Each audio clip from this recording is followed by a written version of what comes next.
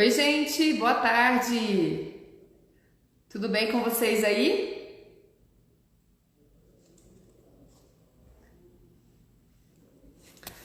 Boa tarde, gente.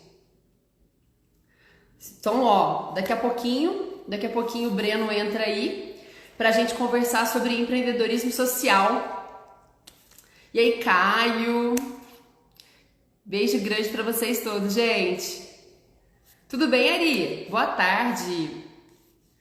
Então, daqui a pouquinho o Breno vai entrar aí. Ah, o Breno entrou, ó. Breno, pede aí pra participar da conversa.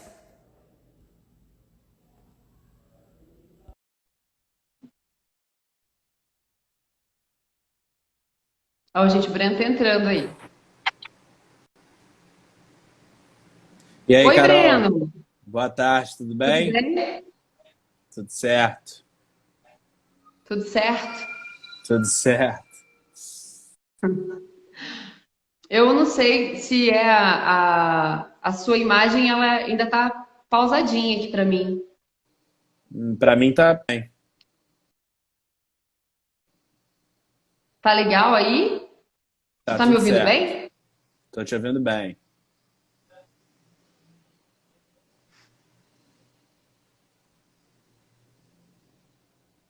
Eita, Breno. E eu tô te vendo pausado. Será que sou só eu, gente? A Com, cer internet tá. Como é que tá aí? Com certeza é só você, Carol. Com certeza é a minha? Com certeza só você tá me vendo pausado. Peraí. Deixa eu ver aqui uma coisa. Se eu pedir uma. Viu aí, ó, Laís, tá tudo certo. É a tua internet aí, Carol. Pô, manda bala, o pessoal tá esperando aí conteúdo. 4 da tarde. Que estranho, eu não tô te ouvindo direito. Peraí. Vou pedir ajuda pros universitários. Peraí.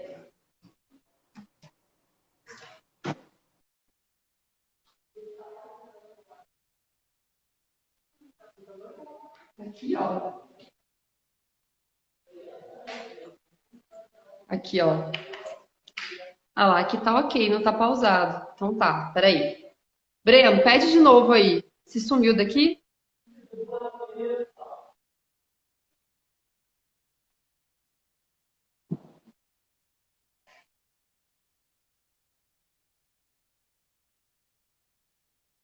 Cadê?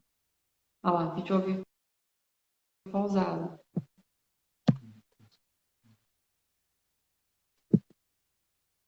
Pediu ouvir pausado. E aí, gente?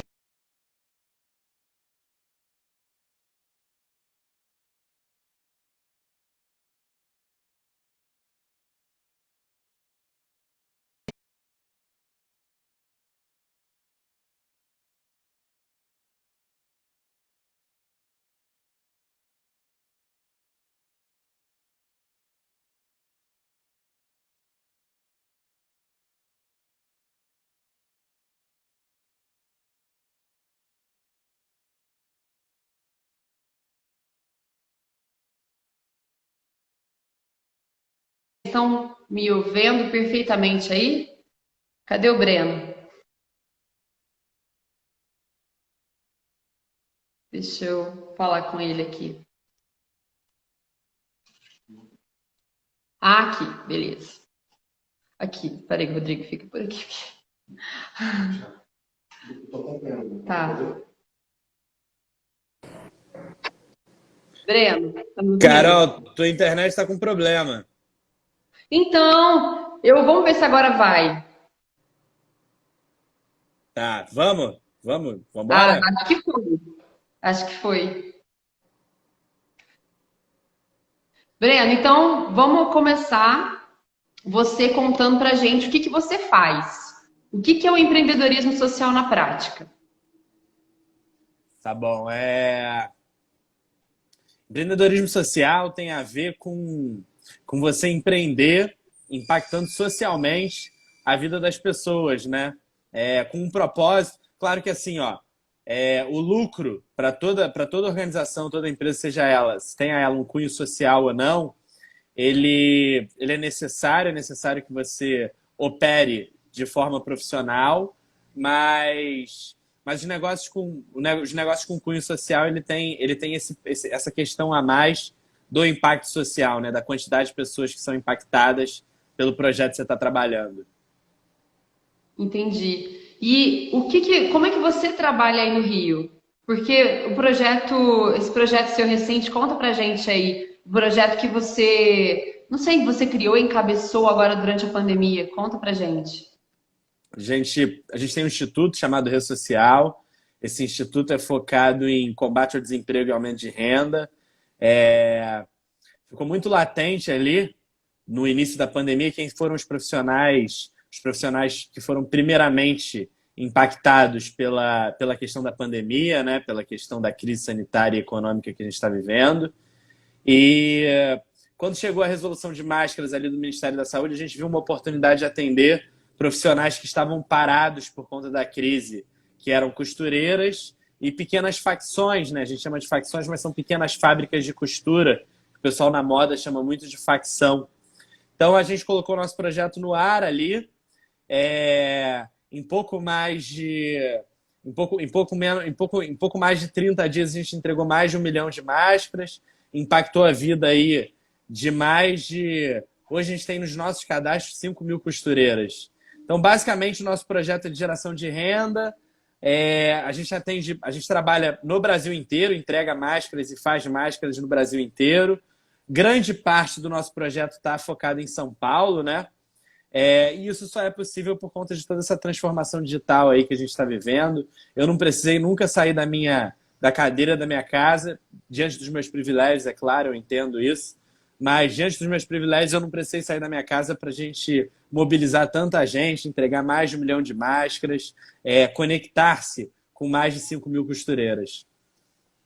Que legal! Então, assim, o empreendedorismo social, então, não tem problema a pessoa visar, por exemplo, lucro, eu ter uma empresa, só que a questão principal, o foco principal é o meu trabalho envolver, por exemplo, como vocês impactaram a vida dessas pessoas que estavam paradas e que na verdade não trabalhavam como uma espécie de uma cooperativa, né? Elas trabalhavam individualmente, o alcance delas era um alcance limitado e vocês criaram uma rede, né, conectando essas pessoas. Então, a ideia do empreendedorismo social é qual? Assim, o que a gente precisa desenvolver para a gente poder pensar em um projeto desse gênero? Quando a gente fala em empreendedorismo social, a gente tem 2 setores. Um setor que é mais antigo, que é o terceiro setor, que é onde atuam as ONGs, né, as instituições que não têm fins lucrativos, de fato.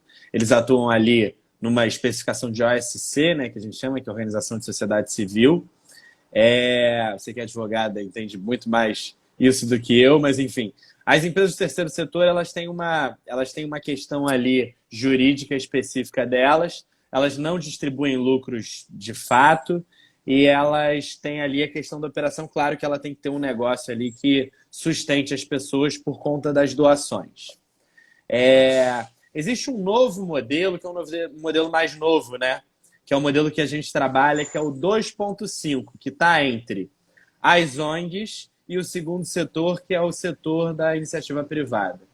Esse setor 2.5, ele pode atuar reinvestindo todos os lucros ou em reinvestindo parte dos lucros. Acaba que o propósito ali, ele continua sendo o mesmo, que é impactar a vida de muita gente, né? No nosso projeto aqui, a gente realmente atua num ponto 2.5, assim, porque a gente viabiliza grandes doações, falando do Instituto, a gente viabiliza grandes doações, a gente trabalha com várias organizações de sociedade civil que são parceiras nossas para viabilizar essas doações, com a iniciativa privada. O que nós fazemos ali, unindo essas duas pontas, é trazer um pouco mais de eficiência. Às vezes a iniciativa privada ela não tem um parceiro ali para conseguir fazer os projetos sociais que ela precisa, e as ONGs também não têm uma questão operacional tão profissional. O que a gente faz é unir essas duas pontas, e nesse projeto Fashion Masks em específico, a gente reinveste todos os lucros do projeto no próprio projeto.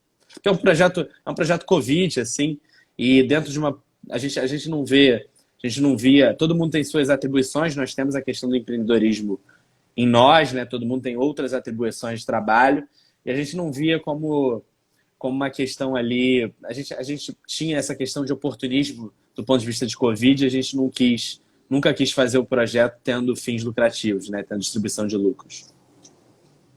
Então, mas é muito legal, né? Porque assim, acaba que primeiro que vocês fizeram num momento tão delicado como esse, no momento de pandemia, então vocês fizeram a diferença na vida, estão fazendo, né, a diferença na vida de pessoas que é isso, até não teriam essa possibilidade de trabalhar em rede, de continuar ganhando dinheiro agora no momento em que, né, muitas pessoas não estão conseguindo aí, iniciativa privada, né, tipo, não está conseguindo fazer dinheiro, muitas pessoas perderam o emprego, então é um trabalho que deve ser muito legal, né, em termos de satisfação pessoal, assim, deve ser muito bacana. É muito gratificante no sentido de... Eu costumo dizer que a gente lidar com grandes volumes, grandes empresas aqui, a gente está trabalhando com diversas grandes empresas, mas o que é gratificante mesmo, tem uma galera de produção, é quando a gente recebe as histórias do impacto que a gente teve na vida das pessoas no fim do dia. A gente recebe prints de WhatsApp, a gente recebe relatos de costureiras falando, olha, eu estava sem trabalho. Um ponto importante que a gente tem aqui como premissa é o seguinte: a gente não aceita voluntários em nenhum dos nossos projetos. A gente remunera todo mundo que trabalha nos projetos, porque a gente acredita que o dinheiro assistencialista, né, o dinheiro que ele é de doação, não que eu não ache que tenha seu papel, eu acho que tem papel. Todo dinheiro ali que é para ajudar uma pessoa que está precisando, ele tem o seu papel. Mas essa questão assistencialista não é o nosso foco, simplesmente porque a gente acredita que esse dinheiro é só um dinheiro, né? E o dinheiro que vem do trabalho da pessoa, que vem do consumo, eles são vários dinheiros, ele multiplica na mão da sociedade, né? A gente, enfim, paga os custos, a gente divide e distribui melhor isso aí. Então, todo mundo que se pluga no nosso projeto, ele é remunerado. Sejam as costureiras, né? Sejam as pessoas que trabalham na operação, na logística, no nosso próprio e-commerce, no relacionamento com grandes empresas. Todo mundo é remunerado. Porque também como vocês têm um instituto, né? Este projeto pode ser um projeto que eventualmente vocês não estão trabalhando aí visando o lucro, mas existem outros, né? Então, ô Breno, como tem muita gente aqui que está assistindo a live que vai participar das Olimpíadas, né, do empreendedorismo, o pessoal do direito não conhece muito esse conceito, ou se conhece, eu acho que o pessoal do direito é muito teórico. Então a gente não sabe muito bem como concretizar isso, sabe? Então, assim, como é que sobre essa coisa que você falou, né? Vocês linkam, estão lá entre, né? Estão entre, por exemplo, grandes empresas, né? E também essas pessoas aí que eventualmente não têm também nenhum contato com o empreendedorismo, nada disso. Como é que você acha que que a gente do direito, então, pode se sensibilizar para desenvolver esse olhar de oportunidade, assim? Como é que a gente pode ir se familiarizando? Não é uma pergunta simples, né? Assim, porque a gente está falando de profissões que são profissões que precisam de uma determinada formação para você poder exercer ela, né? A gente está falando de direito, a gente fala ali sobre medicina, são profissões mais tradicionais. Sobre a questão do empreendedorismo, do ponto de vista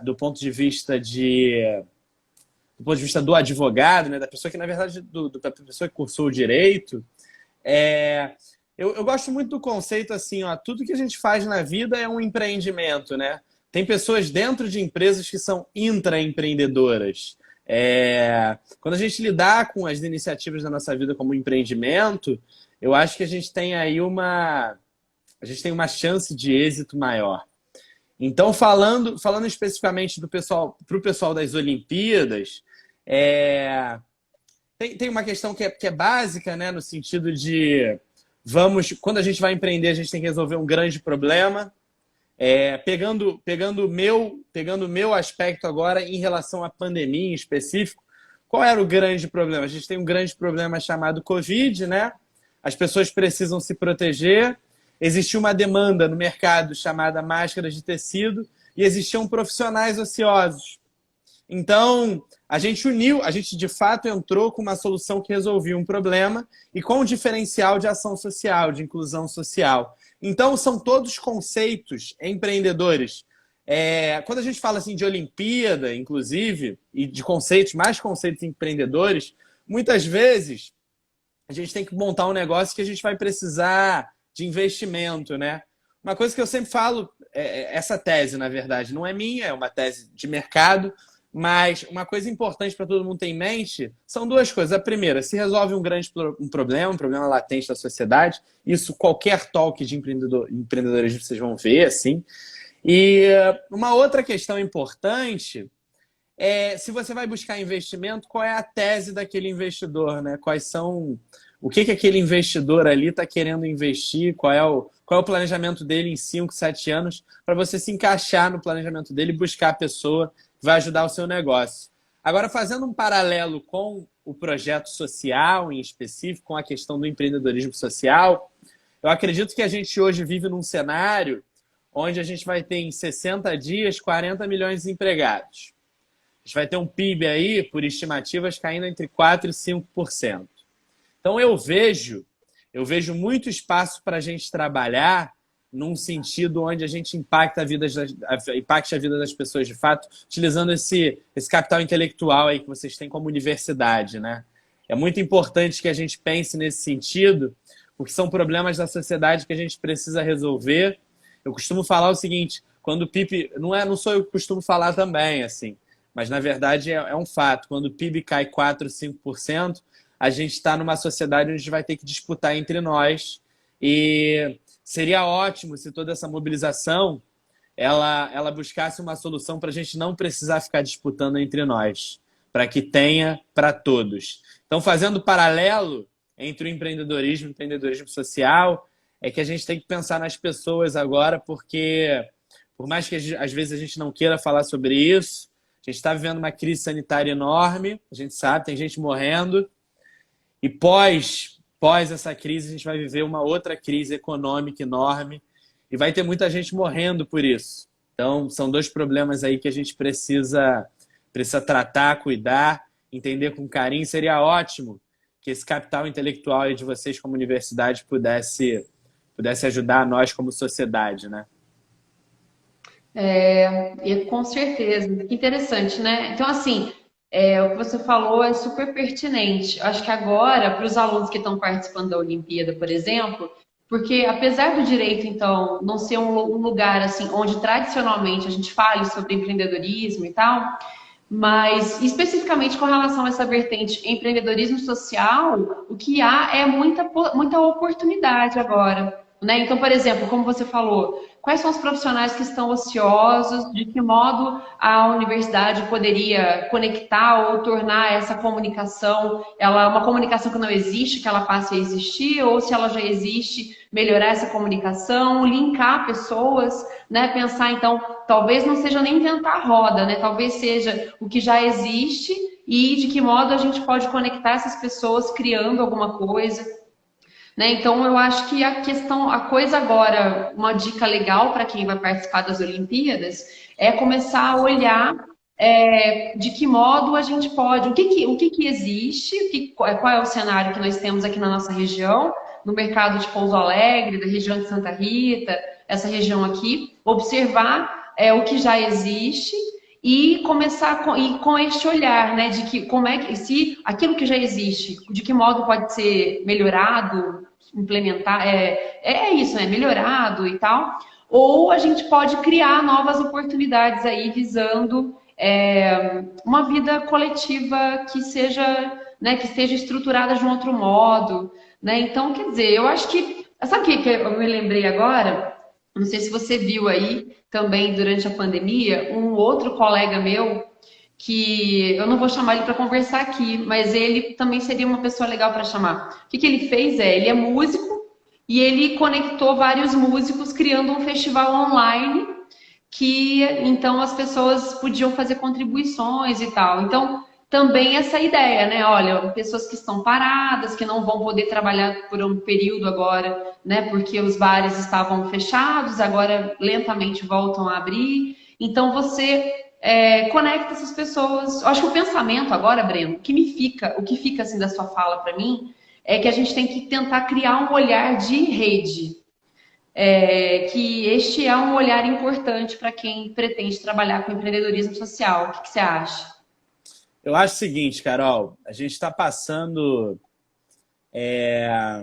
Acho que a questão de rede nem é a prioridade. Assim. A gente vai passar por momentos difíceis mesmo.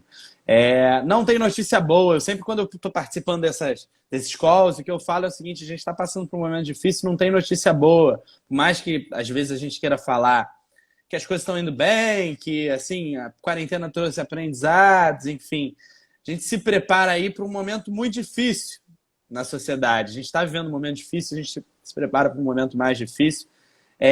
Olhando para a perspectiva de vocês, Pouso Alegre, Santa Rita, eu acho que assim, ó, a gente tem que pensar muito, muito em como a gente vai fazer, como a gente vai tornar esses lugares cada vez mais sustentáveis, como é que a gente faz para ajudar a pessoa que está do nosso lado, né?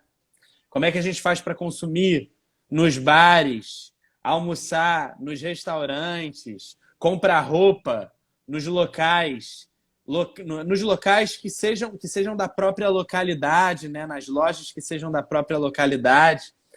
É isso que vai fazer a gente sair dessa. Falando do ponto de vista de empreendedorismo social, não tem coisa melhor do que fazer coisas que não precisem ser enormes, mas que impactem a vida das pessoas aí localmente, dos locais que vocês estão vivendo, né?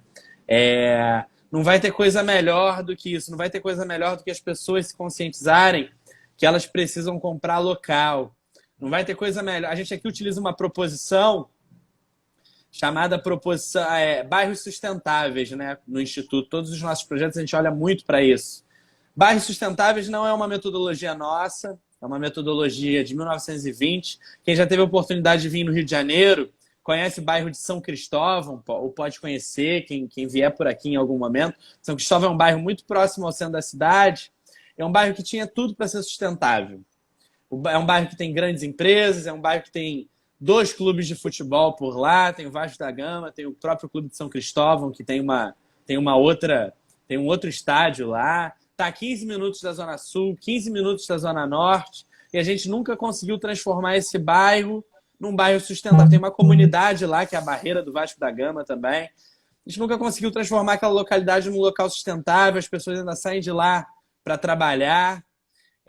Eu acho que a palavra-chave do momento é agilidade. A gente precisa criar soluções rápido, de impacto, a essas pessoas que vão ficar desassistidas nesse momento.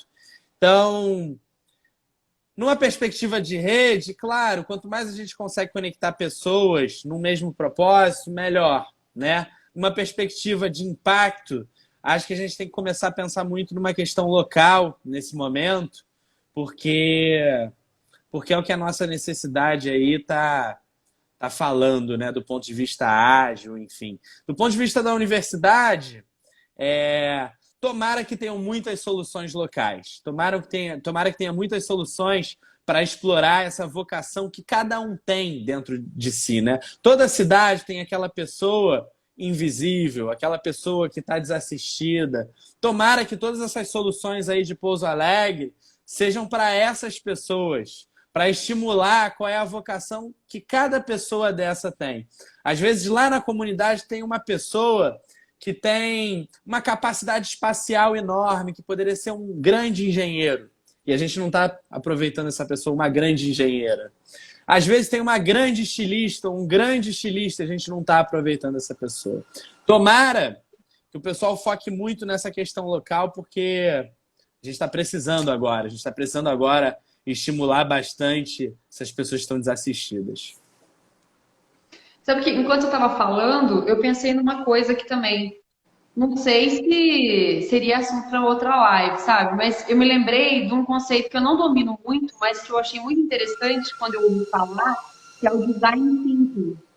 Então, por exemplo, pensar sobre essa vocação de um bairro específico, pensar sobre como estimular o consumo dentro de um bairro, consumo, por exemplo, um certo bairro que tenha já uma vocação, por exemplo, bares.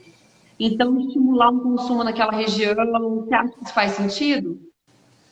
Faz todo sentido, faz todo sentido. O que a gente precisa, na verdade, é assim, muitas coisas nesse sentido de estímulo local à vocação pegam o cara, pegam uma pessoa que está desassistida, e treina elas, né? A gente tem várias soluções no Brasil de treinamento. A gente está falando aqui num palco de faculdade, universidade.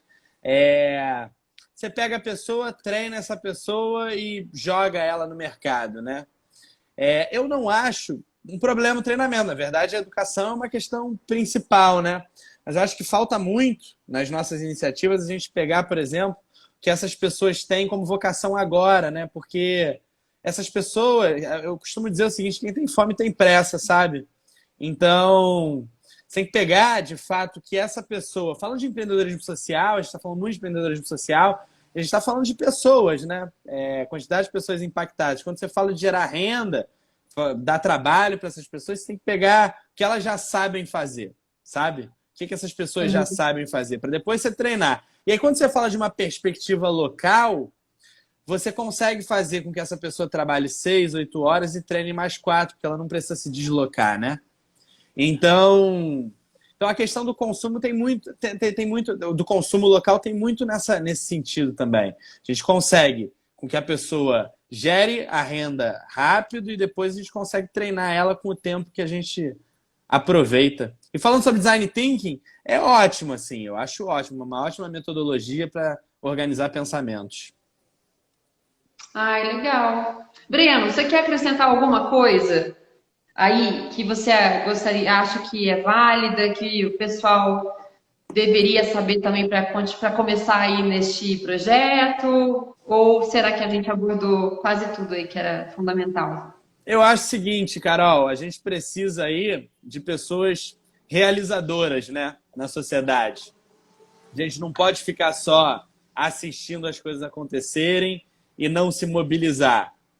Falando aqui no palco da universidade de vocês, assim, para a universidade de vocês, a gente precisa realizar, a gente precisa, assim, começar a se mobilizar, buscar pessoas e fazer acontecer de fato, que o momento pede essa urgência, né? Então, a gente nunca está preparado. A gente nunca está preparado para fazer as coisas da forma que elas têm de ser e a gente vai aprendendo no caminho também.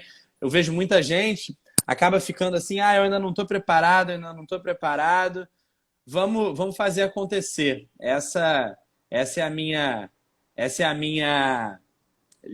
minha mensagem final, assim. Vamos nos preparar, vamos estudar, mas vamos fazer acontecer, porque o momento pede essa urgência. É verdade. Gente, alguém que está assistindo a live aí, quer fazer alguma pergunta? Tem alguma questão aí para colocar? Eu estou de olho aqui. Tá? Também, ó, é o seguinte, se por acaso vocês não quiserem colocar nenhuma dúvida agora, o Breno tá aí. Se vocês podem me mandar alguma dúvida que vocês tenham, eu encaminho para ele lá. Também tem o perfil seu lá, Breno. De repente o pessoal Tem. te segue lá também. É Breno Faro. Meu perfil é Breno Faro. Vocês podem me achar por esse mesmo nome no LinkedIn, no Instagram. Meu e-mail é breno com dois n's, faro@gmail.com. Também pode me mandar um e-mail. Estamos sempre por aqui para, enfim, fazer multiplicar esse impacto para ter mais pessoas realizadoras nessa questão da colaboração, que é muito importante, né? Poxa, Breno, eu te agradeço demais. Que pena que esse ano não vai ter Hacktown para te ouvir falar de mim. Carol, Bom, muito obrigado, muito obrigado. Eu tenho um carinho especial aí pela região de vocês. Gostaria de saber se tem como prever mais quanto tempo estaremos nessa situação de caos sanitário. Pergunta boa. Renan Barreto, Renan Busquinha, esse é fera, hein? Caos sanitário. Quanto tempo a gente vai estar nessa situação de caos sanitário? A gente tem aí, até sair uma vacina, a gente vai ter a previsão que a gente tem é que a gente vai continuar tendo problemas, né, do ponto de vista de isolamento. Ninguém tem uma resposta para isso, mas eu acredito que até a gente ter uma vacina, a gente não vai conseguir de fato ter a nossa vida normal, né? A gente vai viver esse novo normal que o pessoal está falando, com questões de isolamento, de desinfecção. Tem muitas coisas que a gente ainda não entende do vírus, no sentido de por quanto tempo, se a gente tem imunidade ou não. A gente já tem um cheiro, assim, a gente já sabe que, de fato, provavelmente a gente ganha uma imunidade quando a gente pega ele, mas a gente não sabe ainda, por exemplo, por quanto tempo a gente vai ter essa imunidade, né? Se, por exemplo, essa vacina que vai sair, a gente vai precisar ficar renovando ela de 2 em 2 anos, de 3 em 3 anos, como é a vacina da H1N1, ou se a gente não vai precisar renovar ela nunca mais. Então, nesse aspecto de quando a gente sai dessa, eu acredito que a gente tem mais um ano, de 1 a 2 anos aí, com medidas restritivas, de vez em quando maiores, de vez em quando menores, tudo para não sobrecarregar a questão dos nossos hospitais. E a longo prazo, que vai responder isso é se a gente vai conseguir um tratamento que seja para sempre, né?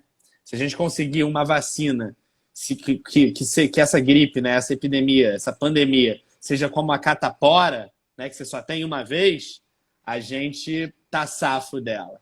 Agora, se a gente precisar ficar renovando ela, eu acho que a gente vai ter que se acostumar aí, a longo prazo, a uma vida com restrições, uma vida diferente.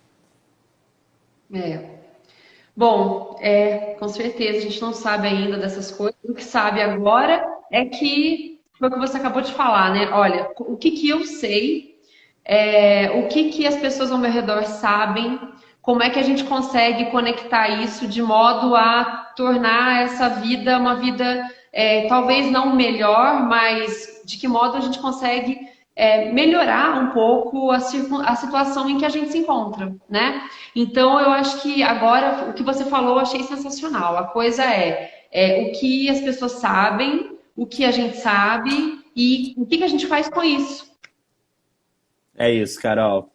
Obrigado, foi Breno, um ótimo papo. Um prazer falar contigo. prazer falar com você também. Obrigada, viu? De verdade. Obrigado. Boa tarde. Tchau, Tchau. tchau. Boa tarde.